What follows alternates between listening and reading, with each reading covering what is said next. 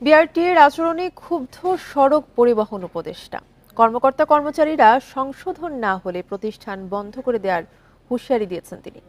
দুপুরে রাজধানীর বিআরটিএ ভবনে আলোচনা সভায় তিনি এ মন্তব্য করেন। বলেন, যানবাহনের ফিটনেস, লাইসেন্স ও যান্ত্রিক ত্রুটির কারণে দুর্ঘটনা ঘটলে দায় নিতে হবে বিআরটিএ-কে। প্রতিদিনই ঘটছে সড়ক দুর্ঘটনা। তদন্তে বেরিয়ে আসে চালকের লাইসেন্স নেই, ফিটনেস ছাড়া চলছে অনেক গাড়ি।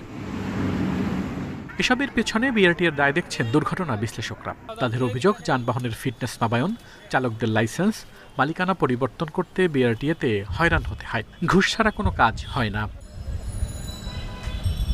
সড়ক উপদেষ্টা বলেন, বিআরটিএতে কর্মকর্তা কর্মচারীদের এমন আচরণ সহ্য করা হবে না। সবাইকে শুধরে যাওয়ার জন্য সতর্ক করেন তিনি। Controller of imports and exports বলে একটা অফিস ছিল, খুব রমরমা অফিস ছিল। সেই অফিসটা এখন নাই। অফিসটা